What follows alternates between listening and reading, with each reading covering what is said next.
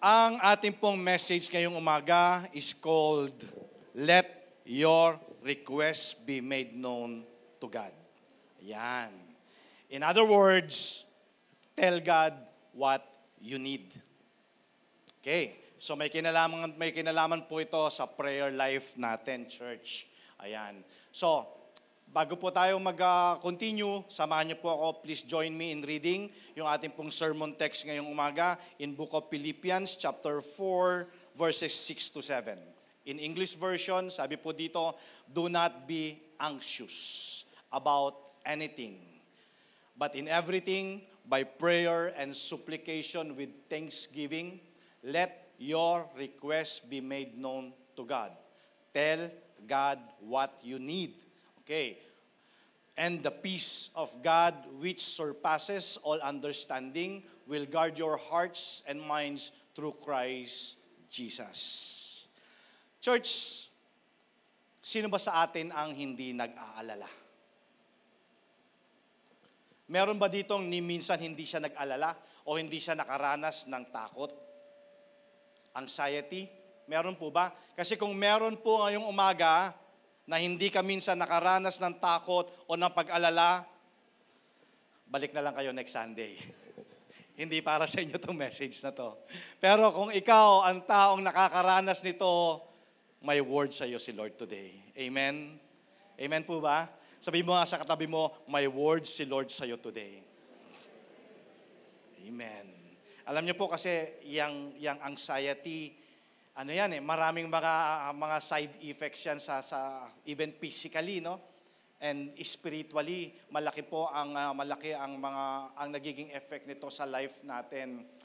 Nabubuhay tayo sa takot, di ba? Nag-aalala tayo na madalas, nandiyan yung mga worries of life, mga concerns natin. Tumataas yung blood pressure natin, di ba? Dumadami yung mga wrinkles natin, pumuputi ang buhok. Ang daming mga effects nito And sabi nga ng Bible, hindi naman tayo binigyan ng Lord ng spirit of fear. Diba? But the spirit of love. Yun ang binigay sa atin ng Lord.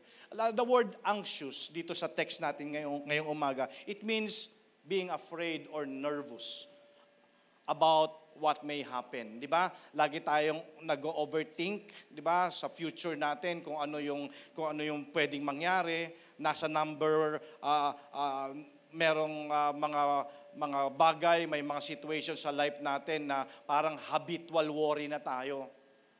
Yun pala yung anxious, ang ibig sabihin, nagiging habitual na siya sa atin. Hindi na lang siya seasonal.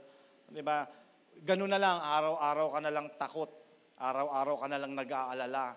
So yung message po ngayong umaga, let your request be made known to God. Ang sabi ni Apostle Paul, prayer safeguards the believer's heart from anxiety. So it's very important, mga kapatid, na yung prayer life talaga natin is nade-develop talaga yan. Kasi yan ang nag-safeguard ng mga anxieties natin sa heart natin. Kaya wag po nating basta kalimutan o wag nating bigyan ng hindi pahalagahan ang panalangin. Amen. Kasi alam naman natin, prayer works. And prayer move mountains. 'Di ba? Ang prayer yung ating communication, yun yung link natin sa Panginoon.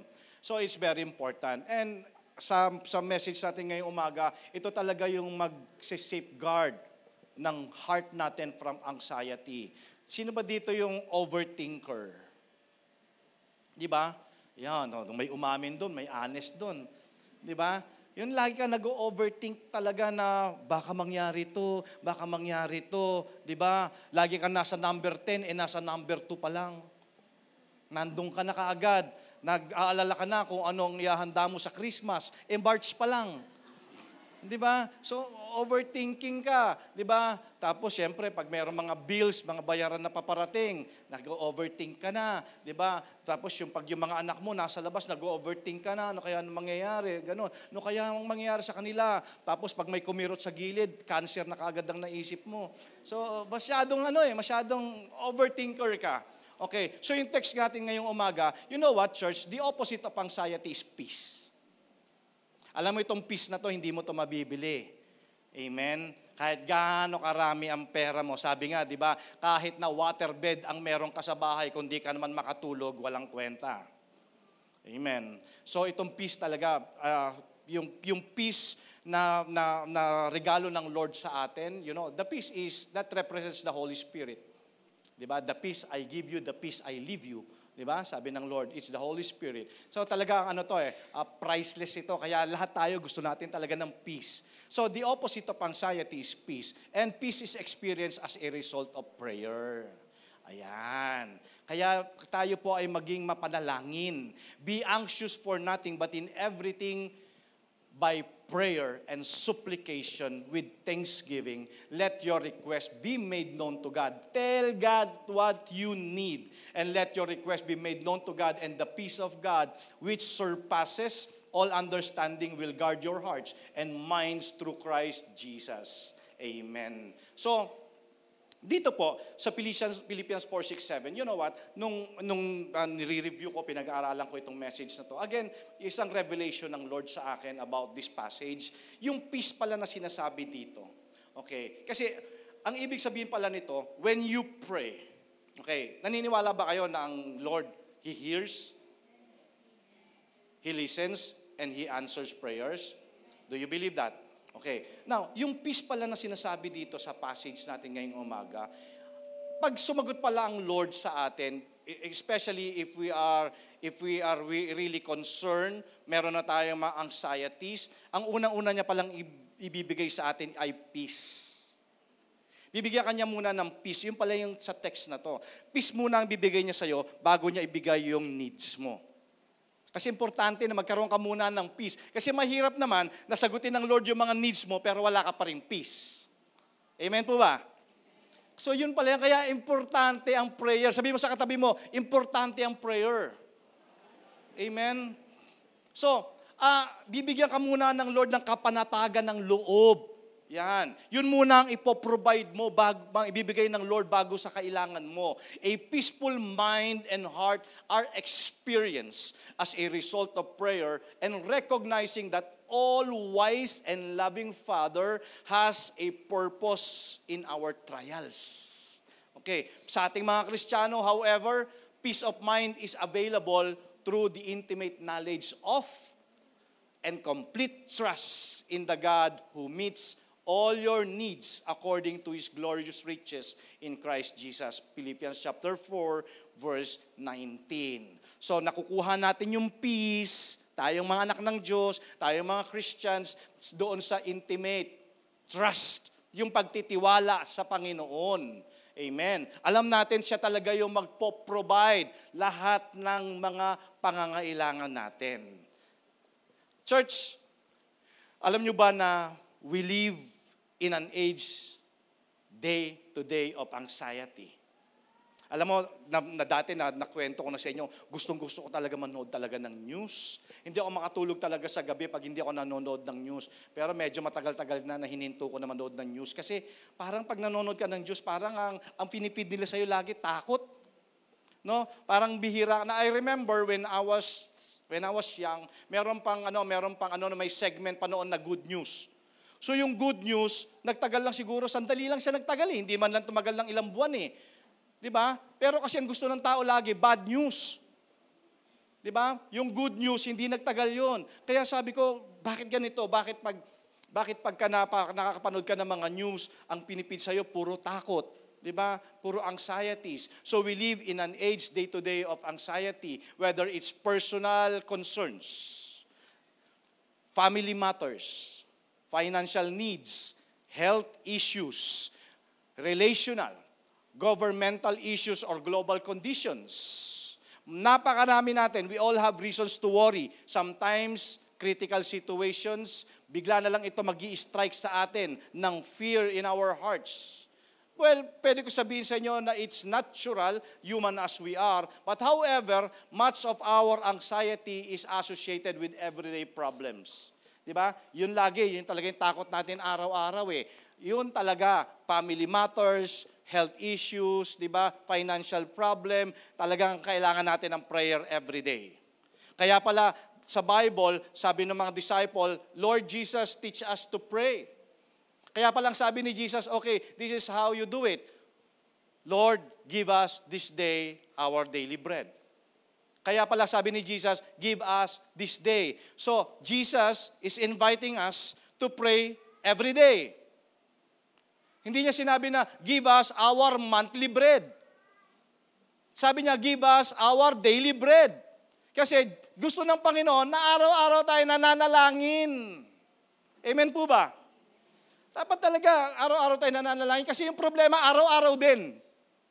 Yung fear, yung anxieties, araw-araw din. Paano kung dumating ka sa situation na yun? Anong gagawin mo as Christian?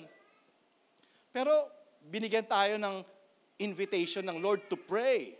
So we take our worries, itong problema. Sabi natin, well, nandyan na talaga yung mga problema Nandyan na talaga yung mga anxieties. Ang problema talaga, itong mga worries, nadadala pa natin to sa pagtulog natin. At kahit itulog mo, pagising mo, nandun pa din. Tama po ba? Meron bang ganon? Sino man dito yung ginigising ng problema? At hindi lang yung pagising mo, bit-bit mo pa yun maghapon. Diba? Parang ang hirap naman ng ganong life. Ang hirap ng ganong life na parang araw-araw na lang ganon na lang yung life mo na lagi kang nag-aalala, lagi kang takot. Hindi naman ito yung gusto ng Lord. This is not how God wants us to live. Diba? He can settle our hearts in such a way that we can live with the stresses of life. Ito yung gusto ng Lord. Alam naman ng Lord. Church, ulitin ko. Lagi nyo naririnig sa akin ito. Problem is real. Stresses are real. Totoo naman talaga sila. Okay, church, hindi mawawala ang stresses of life. Pero sabi ko nga, buti na lang may Lord. You know what, church? Kasi, pwede naman na nandyan yung mga problema, pwede naman na nandyan yung mga stresses, pero masaya ka pa din. Amen. Kaya mo yon? Kaya mo yon? Na may problema pero nakangiti ka pa din. Kasi alam mo, merong Lord. Amen ba? So, anxiety or worry is not just a contemporary problem. It's a problem then and now. Kailangan mo talagang tanggapin na ang problema talaga, nandyan na talaga. Nandyan na talaga. Kaya i-bless tayo ng Lord, empower niya tayo to overcome. Kaya sabi niya, let your request be made known to God. Kasi pag inari at inangkin mo yan, church, talagang ang tendency niyan is anxiety. So, when Jesus was talking to His disciples, He addressed the issue of worry in His sermon. Hindi po bago ito, nabasa nyo na many times, di ba? Pero sabi ko nga, ito yung solution na binigay ng Lord sa atin. It sounds so simple, pero struggle tayo to apply them. Di ba? Yung Matthew chapter 6 verses 25 to 34, pag binasa nyo po yan sa bahay mamaya, basahin nyo na lang po. Yan, it's so simple. The solution is so simple, yet we still struggle to apply them. Kasi nga, problems are real, stresses are real, nandyan talaga yon. Pwede ka naman kasi hindi naman tayo exempted sa mga problema, pwede naman nandyan yan, pero pwede ka rin naman maging masaya. Kasi nga, bibigyan ka ng Lord ng joy and peace in the midst of these anxieties, of these problems. So, anxiety is a condition. Ito pong kondisyon ito ng isang emotional state. Yun pala yan. Emotional state yan of distress that dominates our thoughts. Yun na lang araw-araw yung naiisip mo. 'Di ba? Yun na lang ang nagdo-dominate sa'yo, sa thoughts mo.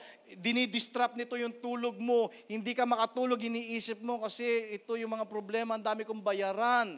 Diba? Diyan na, si Judith, hindi ko naman siya pinapapasok, pero nakapasok sa bahay. Kilala niyo si Judith? Judith na, yung viral ko nyo, Judith na yung mga bayaran. Diba? Hindi nyo man pinapapasok yan, pero kusang pumapasok. No? So, anxiety is a condition in an emotion state of distress that dominates our thoughts and disrupts our sleep. It could be fueled by present circumstances or fear of what could happen in the future. Yan, lagi tayong overthinking tayo. Lagi na lang natin isip, ano kaya pwede mangyari? Baka ganun, baka ganito. It's basically a reaction to our circumstances. Pero, sabi ko nga po sa inyo kanina, pwede naman nandyan yan. Kasi wala naman talaga tayong magagawa. Pero, pwede ka rin naman pasayahin pa rin ng Lord kahit nandyan yung mga situations na ganyan. Amen? So, instead of giving in to worry, God invites us to, in 1 Peter chapter 5, verse 7, cast all your anxieties on the Lord because He cares for us. Ganun lang pala yun. Pero, of course, it's easier to say than done. Pero, yun ang sabi ng Lord eh. Kung meron ka mga worries, meron ka mga anxieties, ipasa mo kay Lord. Amen. Ipasa mo sa Kanya. Sabi niya, di ba? Ang problema kasi, pagka hindi mo yan naipasa at inangkin mo yan sa sarili mo, doon magsisimula talaga pumasok yung fear and anxieties. Okay? So, tingnan natin, pag-usapan natin. Let's talk about the causes of anxiety. Eto, tingnan mo nga dito sa mga sasabihin ko, ano ba dito yung mga reason bakit ikaw ay laging takot? Okay, again, in Jesus' sermon in Matthew chapter 6, He points out what we can do to change our response. Okay, now church, we only have two options. Make progress or make excuses and give in to worry. Dalawa lang yan. Alin ka dito? Magpo-progress ka ba? Or mag-give in ka na lang at puro ka na lang excuses? Number one cause of anxiety is we feel insignificant. Kaya ka pala laging takot at nag-aalala kasi pakiramdam mo sa sarili mo, wala kang worth. Wala kang value, wala kang kwenta, wala kang halaga. Maaring lagi mong naririnig yan with other people, especially with your spouse, wala ka kasing kwenta. Di ba, narinig nyo na ba yun? Di ba? Even sa mga magkakaibigan, wala ka kasing kwenta eh. Di ba? So ngayon, nasa thoughts mo na yon ngayon na, wala nga akong kwenta. Wala akong value, wala akong worth. Okay? So ito pala ay isa sa mga causes ng anxiety mo. Problems can so overwhelm us that we feel insignificant and incapable of doing anything about them. Pero ang advice ni Jesus doon sa text natin in Matthew chapter 6 verse 26, sabi niya dito, look at the birds of the air. Ulitin ko, church, Matthew 6 verse 26 to 34, God has given us the solution. Okay, binigyan niya tayo ng solution para ma-overcome natin yung mga anxieties natin. Now, in verse 26, sabi niya dito, look at the birds of the air. They do not sow or reap or store away in barns, and yet your heavenly Father feeds them. Are you not much more valuable than they? Sa Tagalog, sabi dito, tingnan mo yung mga ibon. Diba? Yung mga ibon, wala naman silang kakayanan para magtrabaho. Diba? Wala silang kakayanan para mag-call center agent. Hindi nila kaya maging nurse. Hindi nila kaya maging pastor. Hindi nila kayang magtrabaho. Pero kita mo naman, hindi sila pinapabayaan ng Lord. Tama ba? Kung ipaparaphrase mo, walang pumapansin sa mga ibon. So, siguro kung ito ay magtatampo, nandoon na yung sinasabi nating feeling insignificant. Pero napansin sila ni Lord eh. Di ba sabi ng Lord, look at the birds. So, sabi mo nga sa katabi mo, pansin ka ni Lord. Yan. Pansin ka. Church, you're special. Di ba? At the eyes of the Lord, at the eyes of our Father in heaven, we're valuable. Di ba? We're special. Kaya sabi niya, look at the birds. Kasi minsan pakiramdam mo nga, bilang insignificant, pakiramdam mo walang tutulong sa'yo. Di ba? Sa dami ng problema mo, wala na ako matakbuhan. Wala na, hindi na, yung mga Bombay, naban na ako. Di ba? Yung mga kaibigan ko, hindi na ako pinapansin. Di ba? Saan manggagaling ang tulong ko? Sabi ni David, Psalms 121 verse 1 and 2, I lift up my eyes to the mountains. Where does my help come from? My help comes from the Lord, the maker of heaven and earth. Church, may tulong na manggagaling kay Lord. Amen? Amen.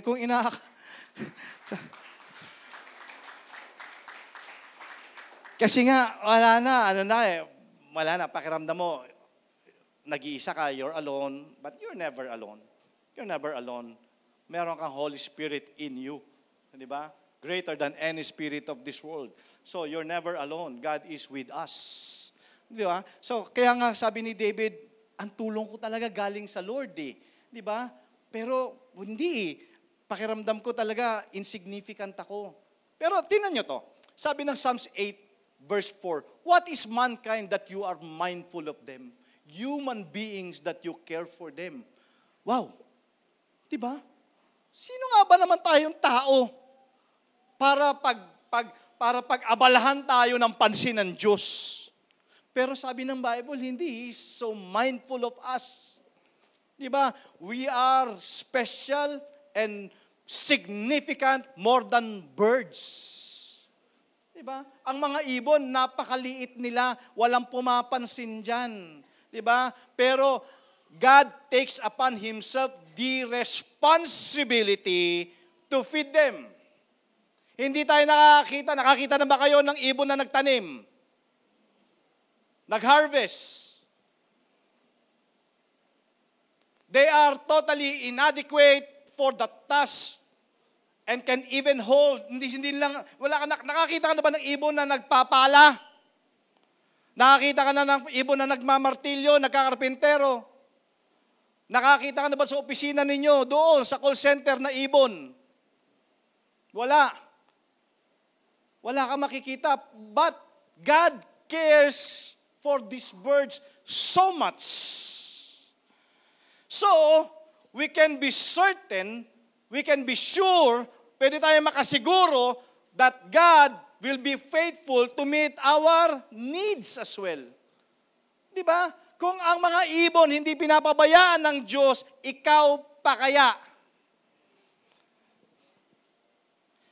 Bible lang nagsabi. Di ba? So kung pakiramdam mo, wala kang worth, wala kang value, you're insignificant, nagkakamali ka. Amen? So i-change mo na yung belief na yon. Isipin mo, mahalaga ka sa Diyos. Amen. Anak ka eh. Amen. So, that's number 1. Number 2, cause ng anxiety mo, your attempt to change things that you cannot control. Yan. Kaya ka takot na takot. Kasi yung mga bagay na gusto mong ilagay sa kamay mo, ikaw na. Di ba? You remember the story of Abraham and Sarah? Di ba? Sabi ni Sarah, baog ako. Matanda na tayo. Paano tayo magkaanak? Tulungan natin si Lord. Di ba? Tulungan na natin si Lord. Minsan ganun tayo. Gusto natin na gawin yung mga bagay na beyond our control naman.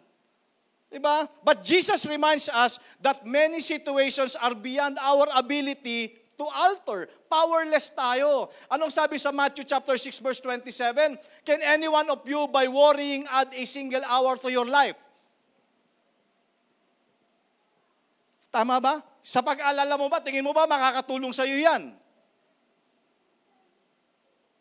So, whenever na ma-encounter natin yung mga ganitong situation, mga bagay na talaga namang hindi naman talaga natin kayang i-change, the only wise option is to turn them over to the only one who can handle them. Walang iba kundi si Lord. Amen? So, wala ka, powerless naman tayo. So, Lord, di ko kaya to, pero kaya mo to. Kasi when we try to control them, church, we are demonstrating unbelief. At pinalalala lang natin yung pain and frustrations natin. Kaya nga sabi ko nga lagi, praise God. Kaya ni Lord yung mga bagay na hindi natin kayang gawin. So, next time, church, before attempting to change yung mga bagay na hindi naman talaga natin kontrolado, ibigay mo na lang kay Lord. Amen? Next, number 3. Cause ng anxiety is our failure to trust God to provide our needs. Ito, problema to. I know you believe in God. I know you have faith. But faith is different from trust. Amen. Pero siyempre, magka-link sila. Okay. Ang faith kasi is pananampalataya. Ang trust ay pagtitiwala. Maaring naniniwala ka, pero hindi ka nagtitiwala. You get that? Last week, sabi natin, maaring you have all the information about God, pero wala ka ng focus. Alam mo na lang si Lord, pero hindi ka na nakafocus. Because focus means, siya pa rin yung center ng interest mo. Siya pa rin yung center ng activity mo. Yun ang focus kay Lord na sinasabi. Okay. So, dito, kailangan talaga nating magtiwala sa Panginoon. In Matthew chapter 6 verses 20 to 30, the Bible says, "And why do you worry about clothes? See how the flowers of the field, they do not labor or spin. Yet I tell you that not even Solomon in all his splendor was dressed like one of these." Verse 30, "If that is how God clothes the grass of the field, which is here today and tomorrow is thrown into the fire, will He not much more clothe you, you of little faith?" Sabi sa Tagalog, bakit kayo nababalisa kung tungkol sa pananamit? Diba? Bakit ba lagi na lang kayo nag-aalala na meron kaya akong susuotin? Diba? Isipin ninyo yung kung papaano tumutubo ang mga bulaklak sa parang hindi sila nagtatrabaho ni gumagawa ng damit. Ngunit sinasabi ko sa inyo, kahit si Solomon sa kanyang karangyaan na hindi nakapagdamit ng singganda ng isa sa mga bulaklak na ito. Kung dinadamit ng Diyos ang damo sa parang na buhay ngayon at kinabukasan ay ginagatong sa kalan, kayo pa kaya kay liit ng inyong pananampalataya sa Kanya? Ibig sabihin lang nito, kung itong mga nakikita nyo, mga halaman, mga puno nasa labas, ang gaganda, di ba? Pag nakita mo, ang ganda. Pero pag yan nanuyot na, susunugin din yan. Di ba? Pero sabi ng Lord, pero ikaw, importante ka sa akin eh. So after explaining how the Lord clothes the lilies of the field with more glory than even Solomon, Jesus exhorts us not to worry about clothing because He will provide whatever we need. So when we worry that our needs won't be met, church, we demonstrate a lack of faith in God. Itong faith na sinasabi dito, ito yung pananampalatayang may pagtitiwala. Kasi part ng problema natin, church, sa araw-araw, ay hindi talaga natin matutunan na magtiwala sa Panginoon. Kaya ano sabi ng Proverbs 3, 5, and 6? Trust in the Lord with all your heart. Tingnan nyo yung requirement, ha? Sa huli makikita mo yung reward, eh. And He shall direct your paths. And God will bless and crown your efforts with success. Pero ang requirement is trust in the Lord with all your heart and lean not on your own understanding. Yun ang nagiging problema natin. Ang pinagtitiwalaan natin yung galing natin. Ang pinagtitiwalaan natin yung lakas natin. Hindi, kaya ko pa yan. Malakas pa ako, di ba? Tsaka magaling ako eh. So nagtitiwala tayo sa sarili natin. Pero sabi ng Lord, you trust in the Lord with all your heart and lean not on your own understanding in all your ways. Not some of your ways, but in all your ways. Acknowledge Him and He shall direct your paths. So yun ang nagiging problema natin. Kaya pala lagi kang takot, church, dahil failure to trust God to provide your needs. Kung nangako ang Diyos na Siya ang bahala sa pangangailangan mo, bakit ka nag-aalala? Tama? Bakit ka nag-aalala? Siya naman pala bahala eh. The earth is the Lord's and the fullness thereof. Siya naman ang may-ari ng lahat. Amen? Pero meron kasi tayong trust issue. Amen? Kasi ginagaya natin si Lord doon sa mga taong nasa paligid natin. Di ba? Ano tayo? Untrusting tayo. Parang pag nakakita tayo ng tao, lagi nakatingin ka, lulukuhin ako nito. Di ba? I-recruit ako nito sa networking. Di ba? Bebentahan ako to ng kalan. Di ba? Ganun lagi nasa isip natin. May trust issue tayo. Ginagaya natin si Lord sa mga tao. Church, my ways are not your ways, sabi ng Lord, and my thoughts are not your thoughts. Diba? Ibahin natin si Lord. Sabi mo sa katabi mo, ibahin mo si Lord. Yan. Kaya ka laging takot eh. Mayroon kang trust issue. Pero sabi ng Lord, sa akin ka magtiwala, akong bahala. Amen. And number 4, cause ng anxiety, wrong priorities. Nandun din niya, makikita din natin niya sa Matthew chapter 6 verses 32 to 33. Kaya ka laging takot kasi mali na yung priority mo, mali na yung focus mo. So instead of focusing on obtaining the necessities of life, Jesus tells us to do not worry, saying, what shall we eat? Or what shall we drink? Or what shall we wear? For the pagans, alam niyo sinasabi dito sa verse 32, for the pagans, ibig sabihin nito, yung mga pagano, mga pagans, ito yung mga unbelievers. Ito hindi mga naniniwala sa Diyos. So, pag ikaw nag-alala ng pangangailangan mo sa araw-araw, parang sinabi mo na rin na hindi ka naniniwala sa Diyos. For the pagans, run after all these things and your heavenly Father knows that you need them. Di ba? Pastor, bakit pa ako kailangan humingi ko? Alam naman pala ng Diyos yung pangangailangan ko. Yung mga ikaw niloloko mo kasi sarili mo eh.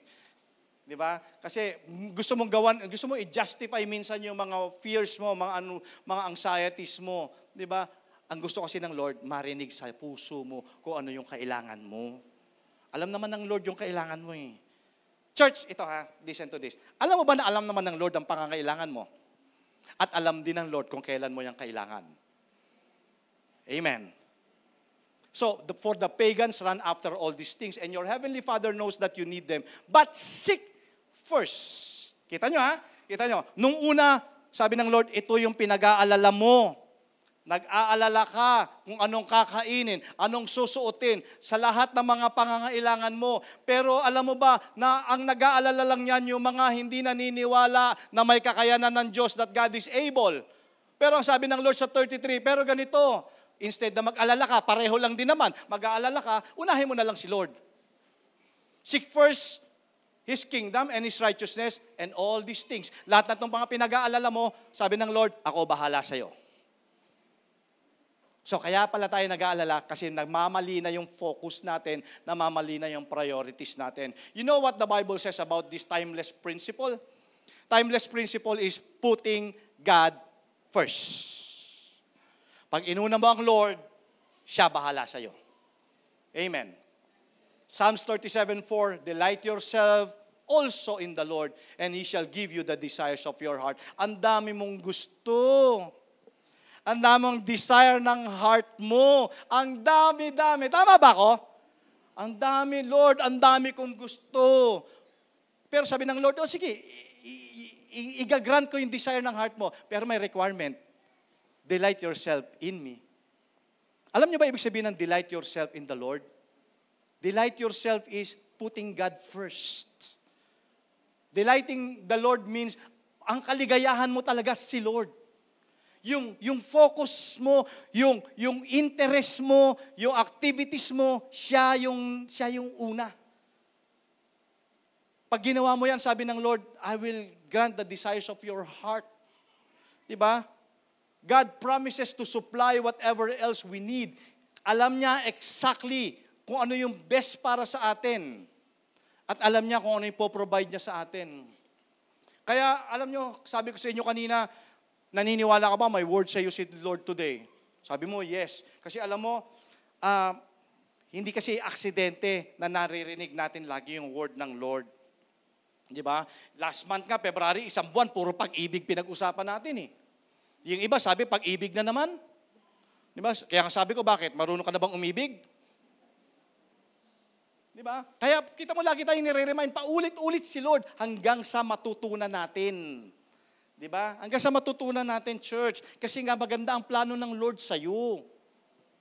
Di ba? Sabi ng Lord, for I know the plans to prosper you, to give you peace and never to harm you, but to give you abundant life. Pero yung plano na yon, church, gustong gawin ng Lord sa atin yun, pero we need to cooperate. Amen ba yon? Kasi meron mga principle kasi talaga ang Bible eh. Well, pag ginawa mo tong principle na to, if you put God first, if you seek God first, siya ang bahala sa mga needs mo. Diba? Kaya, alam niyo ba, ako excited ako every Sunday. Sunday na lang, kasi alam ko naman, you pray every day, you read your Bible every day, ginagawa naman natin yan, Sunday na lang. Alam mo ba na pagkatapos nitong worship service na to, as you worship God in spirit and in truth, alam mo ba may naghihintay na blessing sa'yo? Alam mo ba yon? Naniniwala ka ba? Diba? Naniniwala ka ba na pwede na mamaya tumawag yung matagal mo nang hinihintay na promotion, pwedeng mamaya mo ma-receive yung hinihintay mong letter na ikaw ay nagmamigrate sa ibang bansa, maaring mamaya ma-receive mo na yung medical report mo na lahat clear. Di ba? Alam mo ba yun? Kasi ang sabi ng Lord, all these things shall be added unto you. Yung mga pinag-aalala mo, basta unahin mo ako bahala. Amen. Ang galing, di ba? Di ba? Meron na ba kayong tao nakasama na gano'n? O sige, di ba? Sa restaurant, o sige, order ka lang, ako bahala. Di ba? Tapos, nung bayaran na, nawala. Ikaw ang kawawa. Hindi, joke lang. Pero naka-experience na kayo ng gano'n? Yung taong sabi niya, sige, ako bahala. Wow, ano pakiramdam? Ano pakiramdam? Ako bahala. Pero di ba, naniniwala lang tayo doon sa tao na yon, pagkilala natin yung tao na yon that he is able and capable. Di ba? But God is able. Anong sabi ng Bible? Ephesians 3:20, God is able to do exceedingly, abundantly more than what you can think or imagine. So He's able and He's capable. Kaya pag sabi ng Lord, ako bahala, siya bahala. Amen. Hindi si pastor ang bahala sa inyo, si Lord. Amen. Kasi ako, sabi ko nga sa inyo, I don't have different set of rules. Ganon din naman ako eh. Nag-i-expect din ako, nananampalataya, naniniwala din ako. Kaya nga sinishare ko sa inyo kasi ito ang sabi ng Lord sa atin. Amen. So, lastly, alam mo ba bakit ka laging takot? Number 5, you try to live tomorrow today. Ano naman kayo? March 10? Tingnan mo yung pinag-aalala mo. Sa March 30 pa yan eh. Tama ba? Pastor, kasi bayaran na ng sasakyan. Kailan? March 30. Bayaran na po ng bahay. Kailan? March 20 po. March 20 pa pala yan. March 10 pa lang. Amen. Alam niyo, planning ahead is good. Hindi ko sinasabi, you do not plan. But planning ahead is good. But sometimes, yung overloaded calendars natin, yan ang nagli-lead sa atin ng overwhelming sense of pressure. Kaya anong sabi sa Matthew chapter 6 verse 34, do not worry about tomorrow. Church, ito ang konteksto nito. Hindi sinabing hindi ka magplano. You make your plans. Planning is good. Pero yung plano na yun, kailangan ililay mo kay Lord. Lord, ito yung plano ko, pero your will be done. Kasi alam ko, mas maganda yung plano mo kaysa sa plano ko. Naniniwala ba, mas maganda ang plano ni Lord kaysa sa plano mo? Amen. Kasi kahit magplano ka na magplano, kung hindi yan ang kalooban ng Lord sa'yo, hindi mangyayari yan. Kaya kailangan, yung plano mo, ibibigay mo rin kay Lord. Okay? Sabi niya, each day has enough trouble of its own. Church, alam mo ba na ang worries and anxieties are joy killers? Joy killers yan. Di ba? Ang saya-saya mo, tas biglang pinaisip sa'yo ng devil, oy, bayaran na. Di ba? Ang saya-saya mo, nagkakape ka, nagdi-devotion ka sa labas, tas nakita mo, yung naninigil ng Meralco, paparating. Di ba? Parang tanggal yung kaligayahan mo, no? Kung wala kang pambayad. Di ba? Parang joy killer talaga eh. Kaya tingnan mo yung sarili mo, lagi ka nakasimangot. Tingnan mo yung katabi mo. Lagi ba nakasimangot yan? Amen. Yung sabi ko sa inyo kanina, kahit may problema, kahit may mga stresses, masaya ka pa din. Kasi merong Lord. Amen. Merong Lord. Hindi, parang lagi na lang malayo ang tinatanaw. Wala namang, malayo ang tingin, wala mang tinatanaw. Naranasan nyo na yun yung nakaganong ka lang. Pag busog, yes. Ang mahirap, pag hindi ka busog, tas nakaganon. Layo na ng tinitingin mo, tinatanaw mo, wala ka namang. Pag ganon, overwhelmed ka na ng mga alalahanin. Tapos, yung mga worries na yan, nadadala mo na sa pagtulog yan. Church, umamin ka. Nangyayari sa iyan. Amen ba? O sige, yung nakakaranas yan, sumigaw ng mahinang amen. Amen. Nakakaranas ka yan, dala-dala mo sa pagtulog, ginigising ka yan, paggising mo, dala mo pa yan maghapon. But this is not how God wants us to live. Ulitin ko, church, He can settle our hearts in such a way that we can live with the stresses of life, yet still experience His joy and peace. Totoo yun. Pwede kang dumadaan ngayon sa pagsubok, sa problema ng buhay, pero masaya ka pa din. Kasi alam mo, hindi ka pababayaan ng Diyos.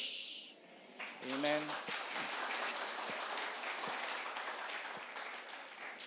Sabi ng Bible, hindi naman, yung pag-aalala mo, hindi naman niya makaka-add even a single day in your life. Makakabawas pa nga eh. Di ba? Makakabawas pa yan. Sa totoo lang, in short, wala talagang pakinabang. Well, di ko sinasabing hindi ako nag-aalala. Actually, nag-aalala din ako, pero mostly yung pag-aalala ko sa ibang tao, pero pag nag-aalala ko, short period lang yun dahil lagi ako nire-remind ng Holy Spirit, nag-aalala ka na naman. Cast mo na lang sa akin yung anxieties mo. Di ba? Pray ka na lang. Pray ka. Tanggal yan. Di ba? Pray ka. Tsaka pag nag-pray ka, may inaasahan kang sagot. So today, church, it's our choice. You have only two options. Again, you make progress. Mag-progress ka doon sa message na narinig mo ngayong umaga. Di ba? Na mag-progress ka, na gawin mo yung pinapagawa ng Lord. You tell Him what you need. Let your request be made known to God. Or mag-continue ka na mag-alala. Dalawa lang yun. Huwag ka mag-overthink. Huwag ka mag-overthink sa future. Ipagkatiwala mo yung may hawak ng future. Amen? So, to overcome yung worry, i-adapt natin itong attitude na to. Kilala niyo si Apostle Paul, di ba? Most of his writings, naisulat niya nung siya ay nakakulong. Nakakulong, hindi lang siya basta nakakulong, siya pa ay binubugbog, ginugulpi pa doon sa prison cell niya. Pero he continually spoke about rejoicing. Church, again, no, pastor, ang hirap gawin yan. Yes, I know. But it's doable. Mas pinili niya pa rin mag-rejoice instead of being anxious. Kaya ang sabi niya sa Philippians, let your request be made known to God. Because prayer safeguards the believer's heart from anxiety. And peace is experienced as a result of prayer. Kaya mga kapatid, the choice is yours. Pwede kang nabubuhay. Sheep among wolves. Wolves, yung mga problema. You can live with anxiety or trust the Lord to provide and watch over us. Mamili ka. It's your choice. God has all the power to meet all your needs. At alam niya kung ano yung best para sa'yo. So, ano nga bang situation or issues na nagkukos ng worry mo, church? Nag-worry ka ba kung anong nangyayari ngayon? O ano ang pwedeng mangyari in the future? Ulitin ko, ang causes ng anxiety, number 1, you feel insignificant, which is wrong. You are worthy. You are valuable. Mahalaga ka, importante ka sa Panginoon more than birds. Number 2, do not attempt to change things that you cannot control. Diba? Yung mga bagay, marami sa mga bagay sa buhay natin, powerless tayo, ipasa mo na lang kay Lord. Pasa mo na lang, siya bahala. And then, number 3, reason of your anxiety is your failure to trust God to provide all your needs. Church, tiwala lang. Tiwala lang. May mangyayari pag nagtiwala ka sa Panginoon. And number 4, cause ng anxiety mo because minsan nalilihis na ng landas. Nawawala na ang focus, nagro-wrong na yung priorities. Kasi merong reward, church. May pangako, may reward ng Lord pag inuna mo siya. Panghawakan mo yon. Lord, di ba sabi mo pag inuna kita, ikaw ang bahala sa pangangailangan ko. Hindi sinungaling ang Diyos. Ipaparanas niya sa iyo yung mga promises niya. And lastly, do not try to live tomorrow today. Sabi nga nila, live one day at a time. Ang ibig sabihin lang noon, church, is ipagkatiwala mo yung ngayon at ipagkatiwala mo yung bukas sa Panginoon. So, saan ka ba struggle dito sa 5 na to? Kung ikaw nakakaranas ng mga ganito mga struggles, church, let me end this message with this. Let your requests be made known to God. And the peace of God will guard your hearts and minds through our Lord Jesus Christ. Tell Him what you need.